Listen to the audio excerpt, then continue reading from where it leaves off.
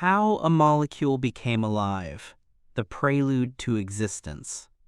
The story of how life began is not merely a biological narrative, but a cosmological one.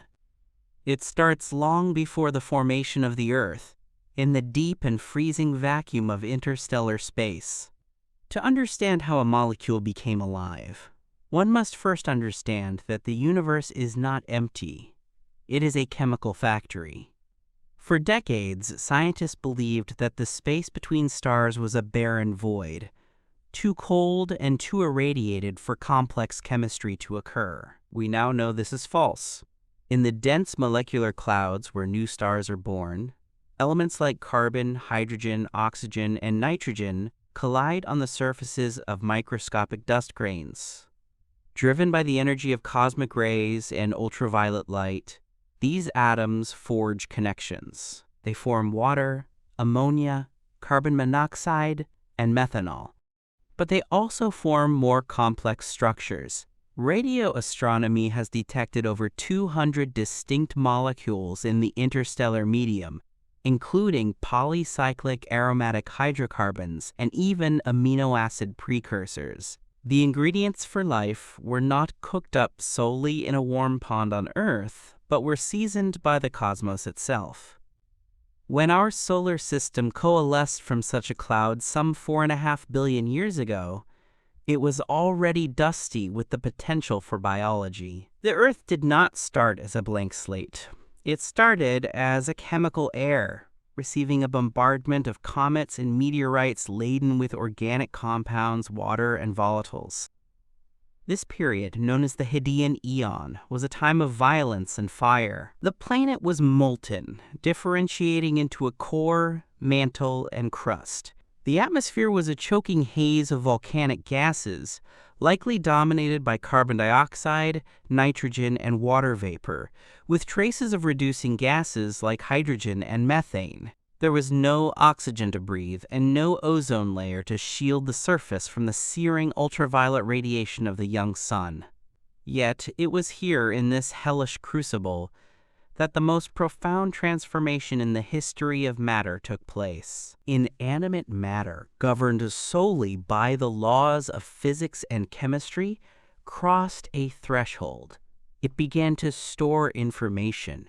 It began to copy itself. It began to evolve. This is the story of abiogenesis, the origin of life from non-living matter, the definition of the living. Before we can reconstruct the crime scene of life's origin, we must define the victim. What exactly is life? This question has plagued philosophers and scientists for millennia. Erwin Schrödinger, the Nobel laureate physicist, famously addressed this in his 1944 book, What is Life? He argued that life could be defined by its ability to resist the second law of thermodynamics. The second law states that in a closed system, entropy or disorder always increases. Things fall apart. Energy dissipates. Gradients equalize. But life does the opposite. Living systems maintain a state of low entropy. They are highly organized. To do this, they must consume energy from their environment, be it sunlight or chemical bonds, and export entropy in the form of heat and waste. But thermodynamics is only the power supply. The functional definition of life usually involves a checklist known as NASA's working definition. Life is a self-sustaining chemical system capable of Darwinian evolution. This definition highlights 3 critical pillars. First, there must be a container, a way to separate the self from the non-self, maintaining a distinct chemical environment. Second, there must be metabolism, a mechanism to capture energy and build components. Third, there must be a genetic polymer, a molecule capable of storing information and passing it on to offspring with slight variations, allowing natural selection to do its work. The transition from simple chemistry to this complex triad was not a single moment of magic. It was a staircase. There were likely protoplasms and quasi-lives that possessed 1 or 2 of these traits, but not all. The molecule that became alive did not wake up one morning with a consciousness. It simply stumbled into a chemical cycle that reinforced its own existence.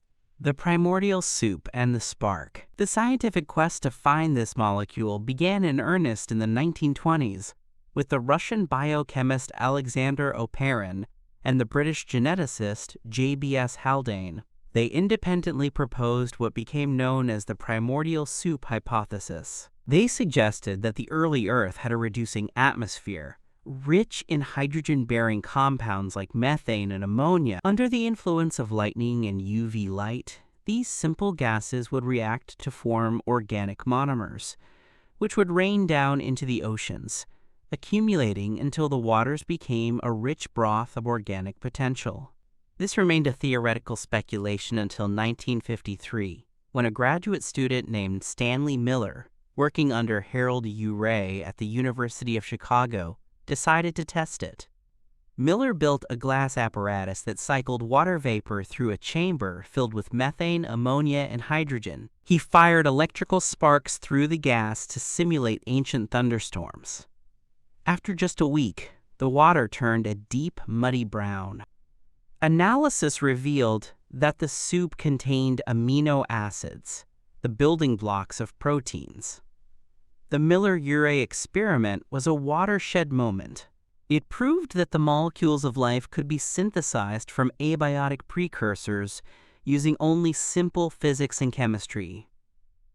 However, there was a catch. Later geological evidence suggested that the Earth's early atmosphere was not as strongly reducing as Miller assumed. It was likely neutral, dominated by carbon dioxide and nitrogen. When the experiment is repeated with this mixture, the yield of amino acids drops drastically. This led to a fragmentation of the field. Some scientists looked to the stars, suggesting that the building blocks were delivered by meteorites like the Murchison meteorite, which was found to contain over 70 different amino acids, including many not found in biology. Others looked down to the deep ocean floor, but regardless of the source, the presence of building blocks is not enough. A pile of bricks is not a house. The central problem of abiogenesis is not synthesis, but organization. How do simple amino acids and nucleotides polymerize into long, functional chains in water, a medium that naturally breaks them down? The water paradox and the search for concentration. Water is often called the solvent of life, and for good reason. It allows molecules to float, interact, and fold. But for the origin of life, water is also a corrosive enemy. In biological chemistry, forming a bond between two amino acids to make a protein or two nucleotides to make RNA is a condensation reaction. It releases a molecule of water. By the principles of chemical equilibrium, if you perform a reaction that releases water in a solution that is already 100% water, the reaction will be pushed in the reverse direction. This is hydrolysis. The water attacks the bonds, breaking the chains back down into monomers. This is the water paradox. For life to get started, the prebiotic soup needed a mechanism to concentrate molecules and drive off water, even if only locally. Several environments have been proposed to solve this. One is the tidal pool hypothesis. Imagine a volcanic island with rocky pools. During high tide, the pool fills with dilute organic soup. During low tide, the sun evaporates the water, concentrating the chemicals. As the pool dries completely, the molecules are forced together, promoting polymerization. When the tide returns, the polymers are rehydrated. Repeated wet-dry cycles have been shown in modern laboratories to drive the formation of long strands of RNA and peptides. Another possibility is the eutectic phase of ice. When water freezes, the ice crystals are pure water, which pushes all the impurities and solutes into tiny microscopic pockets of liquid brine between the crystals. In these pockets, concentrations can skyrocket, and low temperatures stabilize fragile molecules that would decompose in the heat. But perhaps the most compelling solution to the concentration problem lies in the chemistry of surfaces. Clays, such as montmorillonite, act as scaffolds. They have charged layers that attract organic molecules. When nucleotides line up on a clay surface, they are brought into close proximity, facilitating the formation of bonds. The clay acts as a primitive enzyme, a mineral midwife assisting in the birth of the first polymers, the RNA world hypothesis. Once we have polymers, we face the chicken and egg problem of molecular biology. In modern life, DNA holds the instructions to make proteins. But proteins, enzymes, are required to read the DNA and replicate it. DNA cannot do anything by itself. It is a passive archive. Proteins are the workers, but they cannot reproduce themselves. How could life begin if you need both to have either? The answer arrived in the discovery of ribozymes in the 1980s. Scientists Thomas Skeek and Sidney Altman discovered that RNA, a molecule similar to DNA, could do both jobs. RNA can store genetic information in its sequence of bases, A, U, C, G, just like DNA. But unlike DNA, which is a rigid double helix, RNA is a flexible single strand. It can fold back on itself into complex three-dimensional shapes. These shapes allow it to act like a protein, catalyzing chemical reactions. The discovery that RNA could act as an enzyme led to the formulation of the RNA world hypothesis.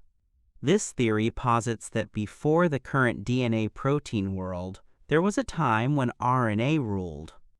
RNA was the genetic material and the catalyst. An RNA molecule, let us call it the replicator, formed by chance in the primordial chaotic mixture. This replicator had the unique ability to act as a polymerase, an enzyme that copies RNA. It would grab free-floating nucleotides from the soup and align them against its own sequence, creating a complementary strand. This strand would then drift away and fold into another replicator.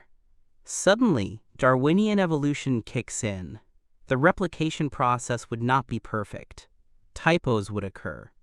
Most typos would ruin the replicator, rendering it useless.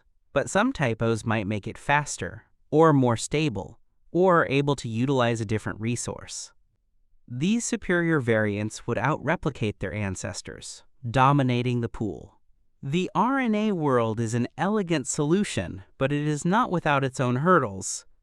The synthesis of the ribonucleotides themselves, specifically the cytosine and uracil bases, and their attachment to the ribose sugar, is notoriously difficult in prebiotic conditions. Ribose is unstable and easily degrades. Furthermore, a self-replicating RNA molecule would need to be quite long and complex, making the odds of it assembling randomly incredibly low.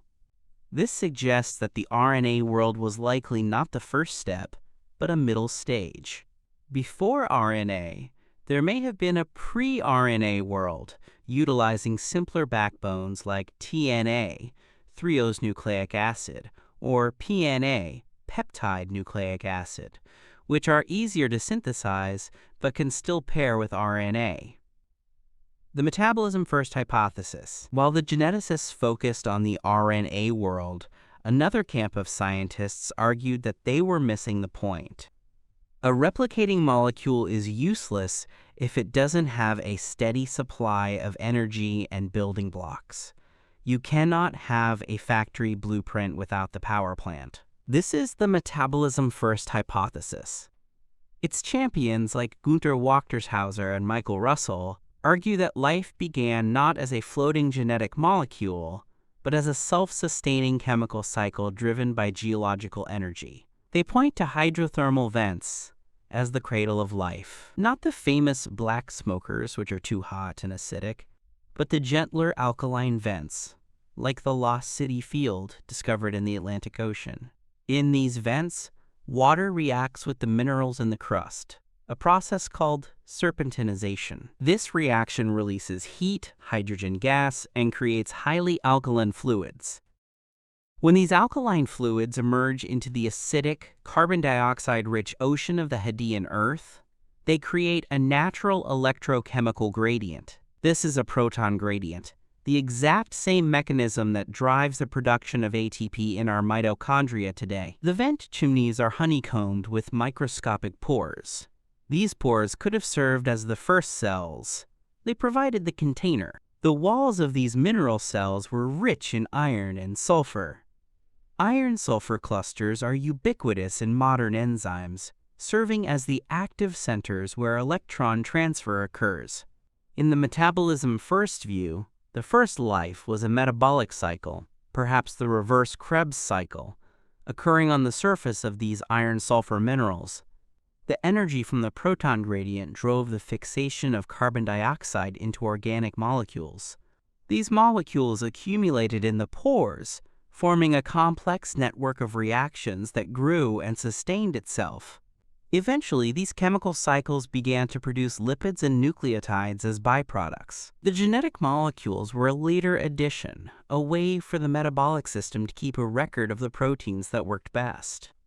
In this scenario, the cell came first, then the metabolism, and finally the genome. The lipid world and compartmentalization. Whether life started with RNA or metabolism, it eventually needed to break free from the rocks. It needed a portable container. This is the domain of the lipid world. Lipids, or fatty acids, are amphiphilic molecules. They have a water-loving head and a water-fearing tail. When you put them in water, they spontaneously self-assemble to hide their tails. They form micelles, spheres, or bilayers, sheets. If the concentration is right, they form vesicles, hollow spheres of water trapped inside a lipid membrane. These protocells are remarkably dynamic. They can grow by absorbing more fatty acids from the environment. They can divide if they are physically agitated. Importantly, they are semi-permeable.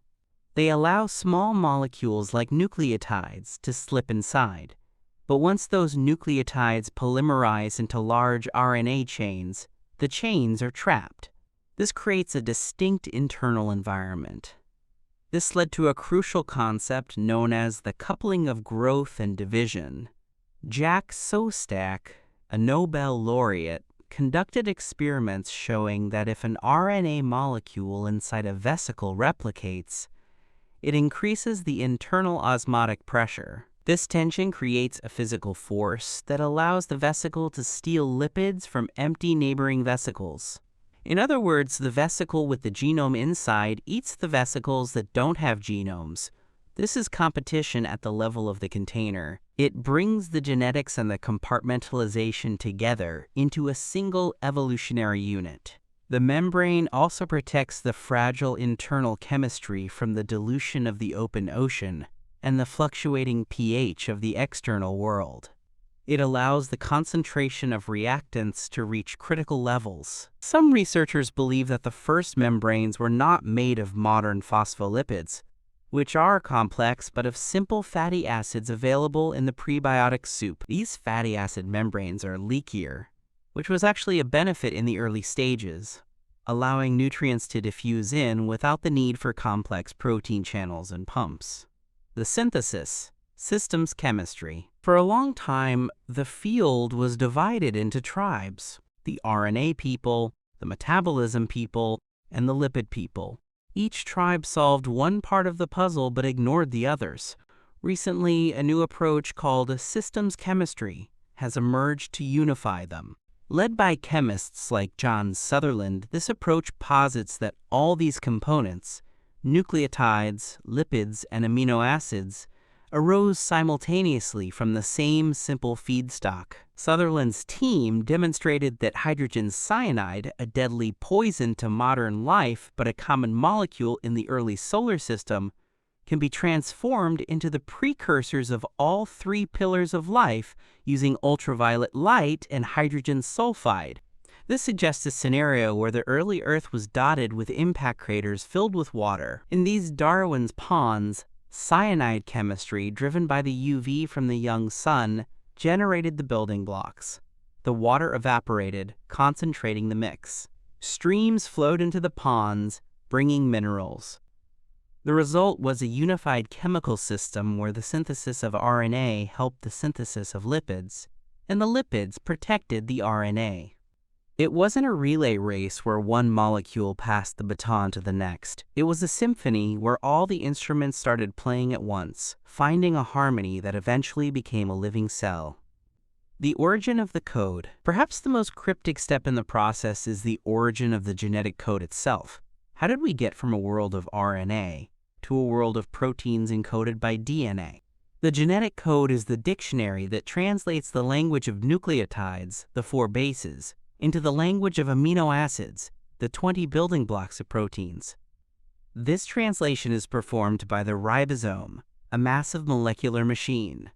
The ribosome is the oldest universal commonality in biology. Every living thing has it. At its core, the ribosome is a ribozyme. It is made of RNA. The proteins that decorate the outside of the ribosome are structural supports, but the actual catalytic act of linking amino acids together is done by RNA. This is the smoking gun of the RNA world. It proves that protein synthesis is an invention of RNA. The classic model suggests that early RNAs began to bind to amino acids to use them as cofactors, chemical helpers to increase their catalytic range. Over time, the RNA developed the ability to stitch these amino acids together to make peptides.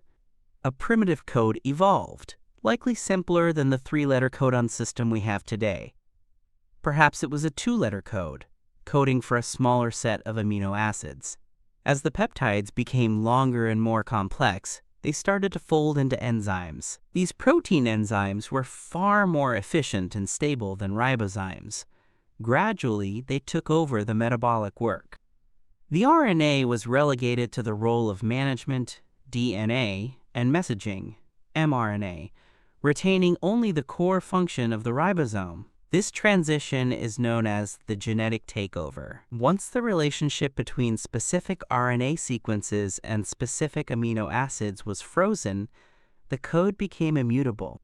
To change the code now would mean rewriting the identity of every protein in the organism, which is lethal. Thus, the genetic code is a, quote, frozen accident, a relic of the specific chemical conditions and random choices made over 3 billion years ago. The last universal common ancestor, LUCA. After the code was established, and the machinery of the cell was fully operational, we reached the threshold of true biology. The Earth was likely populated by a diverse menagerie of protocells, exchanging genes and components in a chaotic communal swamp. This was not a tree of life, but a web. Horizontal gene transfer, the swapping of genetic material between neighbors, was rampant. From this chaotic web emerged a survivor. We call this survivor LUCA, the last universal common ancestor. LUCA was not the first living thing. It was merely the organism whose lineage survived to the present day, while all other lineages went extinct. By comparing the genomes of the simplest bacteria and archaea, scientists can reconstruct the ghost of LUCA.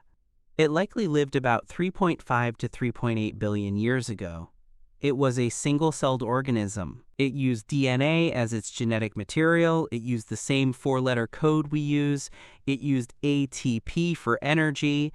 It had a ribosome. It likely lived in a hot, oxygen-free environment, perhaps similar to the hydrothermal vents where the story began. It harvested energy from hydrogen and carbon dioxide. From LUCA, the tree of life split into 2 great branches, the bacteria and the archaea. These 2 domains dominated the planet for another 2 billion years, refining their chemistry, inventing photosynthesis, and transforming the atmosphere with oxygen.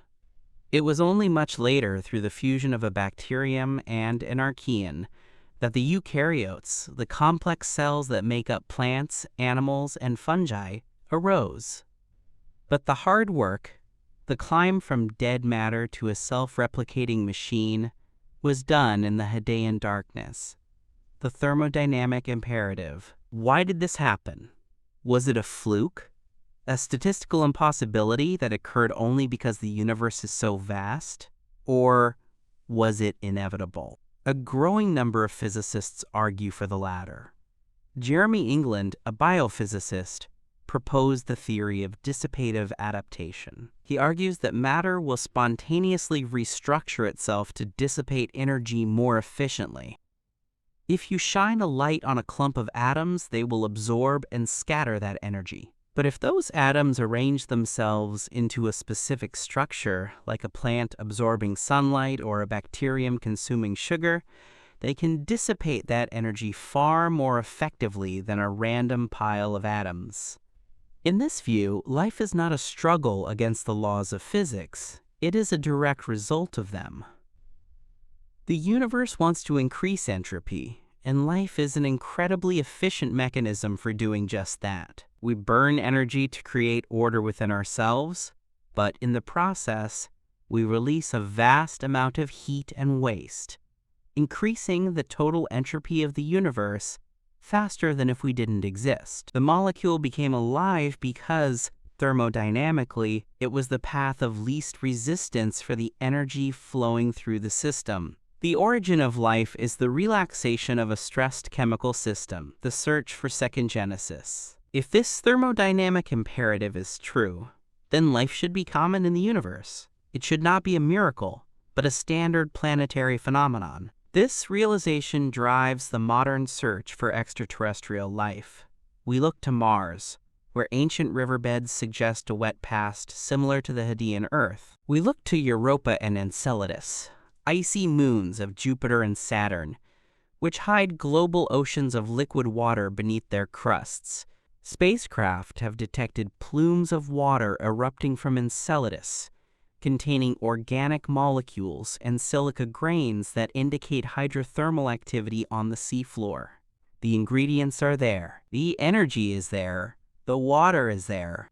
If we find even a single microbe on another world that has a different genetic code or a different molecular architecture, it would prove that abiogenesis is a universal law. It would mean that the transition from molecule to microbe is not a winning lottery ticket, but a sunrise, something that happens inevitably when the conditions are right. Until then, we are left with the history written in our own cells. Every protein in our body, every strand of DNA, is a fossil. They are the great-grandchildren of those first fragile assemblies.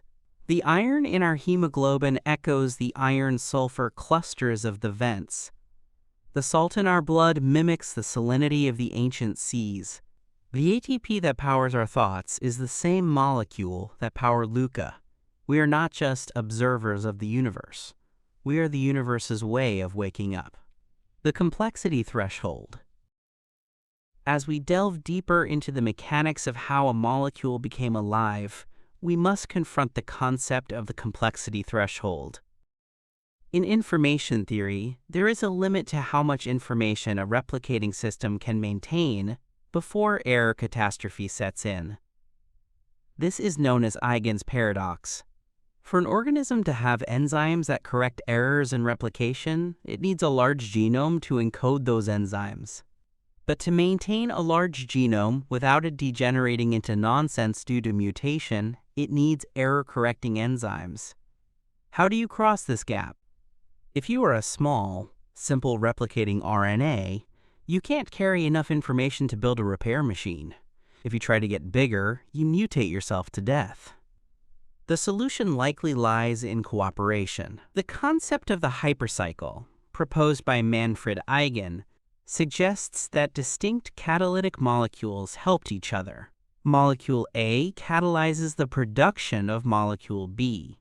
Molecule B catalyzes C, and molecule C catalyzes A.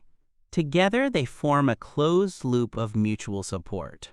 No single molecule carries the whole load. The information is distributed across the system. This collective behavior allows the system to exceed the complexity threshold that limits any single individual. This implies that life did not begin as a lonely warrior, but as a community. The first individual was likely a colony of cooperating molecules. This cooperative nature is echoed in every level of biology. Genes work together in networks, cells work together in tissues, organisms work together in ecosystems. The roots of this cooperation go back to the very first struggle against thermodynamic decay. The transition to life was the transition from independent chemical reactions to interdependent chemical networks, the role of chance and necessity. Jacques Monod, in his seminal work Chance and Necessity, framed the existence of life as a balance between the randomness of mutation, chance, and the determinism of natural selection, necessity. In the context of abiogenesis, we see this interplay vividly. The formation of the specific amino acids and nucleotides may have been a matter of chemical necessity. The laws of atomic bonding favor these structures. But the specific sequence of the first replicator? That was likely chance. The fact that our genetic code uses these specific 20 amino acids, and not the dozens of others available in the Murchison meteorite, suggests a frozen accident. History matters. If we were to rewind the tape of life and play it again, the chemistry would likely look similar. Water, carbon, membranes, but the details might be vastly different. Perhaps a restart would yield life based on PNA instead of RNA, or a genetic code with 6 bases instead of 4. Perhaps the chirality would be flipped. Biological molecules on Earth are homochiral, amino acids are left-handed, and sugars are right-handed. Chemical synthesis in a lab produces a 50-50 mixture. Why did life choose one side? Some theories suggest that polarized light from neutron stars in the neighborhood of the early solar system destroyed one hand of the molecules in the interstellar cloud, biasing the dust that formed the Earth. Others suggest it was a random fluctuation in a small pond that got amplified by self-replication. Once the choice was made, it was locked in. A right-handed enzyme cannot fit a left-handed substrate, just as a right hand cannot fit a left glove. This homochirality is a hallmark of life, a signature of a shared ancestry that dates back to the very first successful replicator. The future of abiogenesis research. Today, the field of abiogenesis is moving from observation to creation. We are no longer satisfied with just finding fossils or analyzing rocks. We are trying to build life from scratch. Synthetic biology aims to create artificial cells that differ from the life we know. Laboratories are building protocells with alternative genetic polymers, XNA, and novel metabolic pathways. The goal is to see if we can force the transition to occur in a test tube. If we can create a self-replicating, evolving chemical system that is not based on the standard DNA, RNA, protein dogma, it will demonstrate that life is not a singularity, but a class of matter. It would strip the magic away and reveal the mechanics. We are also simulating these processes in supercomputers, modeling the behavior of billions of reacting atoms to watch emergent order arise in the digital soup. This computational approach allows us to test millions of environmental conditions that we cannot physically replicate. We are closing in on the answer from both ends. The top-down approach of stripping modern bacteria to their bare minimum, and the bottom-up approach of complexifying simple chemistry. The philosophical implication. The story of how a molecule became alive changes our place in the cosmos. For centuries, humanity viewed itself as separate from nature, a special creation placed upon the Earth. The science of abiogenesis reveals that we are continuous with nature. There is no hard line where physics ends and biology begins. We are made of the same carbon that floats in the nebulae. We are powered by the same electron transfers that rust iron. We are the result of a process that began with the cooling of the crust and the condensation of the oceans. This does not diminish the wonder of life. It enhances it. It means that the potential for feeling, for thought, for love, is latent in matter itself. The universe is not a cold, dead machine. It is a garden waiting to bloom. The molecule that became alive was the seed. And the story is far from over. Evolution is still happening. The chemistry is still churning. We are the current chapter of a narrative that has been writing itself for 4 billion years. And we have now acquired the ability to read the earlier pages and understand our own making. We are the molecule that woke up and asked, "How did I get here?" The chemical selection of stability. To understand the endurance of the first living molecules, we must look at the concept of chemical selection, which predates natural selection.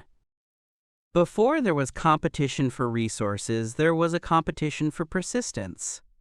In a chaotic environment, molecules that are stable survive longer than those that are fragile. If a molecule can protect itself, perhaps by folding into a compact shape, or by binding to a stabilizing mineral, it accumulates in the environment. If a molecule can catalyze its own production, it accumulates even faster. This is autocatalysis. A simple example is the Formose reaction, where sugar molecules help form more sugar molecules from formaldehyde. On the early Earth, the soup was likely filled with these autocatalytic cycles. They were not alive in the full sense, but they were evolving chemically. They were exploring the landscape of stability. The ones that fell apart vanished. The ones that endured persisted. The ones that grew dominated. This survival of the stablest paved the way for the survival of the fittest. The transition to life occurred when these stable cycles began to encode their own instructions. The invention of the genome allowed the system to decouple its information from its structure. A protein is structural. It does the work. A gene is informational. It remembers the design. By separating the design from the machine, life gained the ability to remember its successes and forget its failures. This memory is what truly separates biology from chemistry.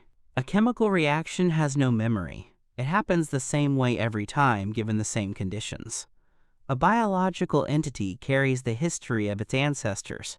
It behaves the way it does not just because of the immediate conditions, but because of what happened to its parents and grandparents. The molecule became alive when it started to carry the past into the future. The geological cradle. We must not forget the role of the Earth itself as a participant. The planet was not just a stage. It was a player. The shifting tectonic plates, the outgassing volcanoes, the cycling of water. These geological processes maintained the disequilibrium necessary for life. If the Earth had been geologically dead, like Mars became, the chemical gradients would have faded and the spark would have died. The carbon cycle, regulated by the weathering of rocks and the subduction of crust, kept the temperature within the narrow range where liquid water can exist. The magnetic field, generated by the churning iron core, shielded the delicate atmosphere from being stripped away by the solar wind. Life is a planetary phenomenon. It is a layer of the Earth. Just like the hydrosphere or the lithosphere, we call it the biosphere. You cannot have a biosphere without the geosphere. The molecule became alive because the planet was alive with energy and motion. The specific chemistry of the Hadean oceans, rich in ferrous iron, nickel, and other transition metals, provided the catalytic cofactors that the first enzymes needed. Even today, our blood uses iron, our plants use magnesium, our nerves use sodium and potassium. These are the elemental signatures of the seawater from which we emerged. We carry the Hadean Ocean within us, encapsulated in our skin, walking on dry land. The epilogue of matter. In the end, the question how a molecule became alive is the question of how the universe knows itself. The path from hydrogen to human is long and winding, fraught with mass extinctions, cosmic impacts, and freezing ice ages. But the thread remains unbroken. It is a thread made of nucleic acids and proteins, weaving through time. The research into abiogenesis is the ultimate archaeology. It is digging into the deepest past, not to find pottery or bones, but to find the very mechanism of creation. We have not yet solved every puzzle. The exact sequence of events remains hazy, obscured by the ravages of deep time. We may never know the precise location or the precise date, but the principles are becoming clear. Life is not a substance, it is a process. It is a fire that burns on the fuel of entropy. It is a song written in the language of atoms. And it is a song that, once started, is very hard to silence. The molecule did not just become alive, it became a world. And that world is us. The investigation continues, driven by the same curiosity that evolved in those first primitive neural networks. We are the matter that marvels at itself. The story of abiogenesis is our creation myth, but it is a myth written in the ink of evidence, testable, falsifiable, and profoundly true. The molecule became alive, and in doing so, it gave the universe a meaning it did not possess in the silence of the void.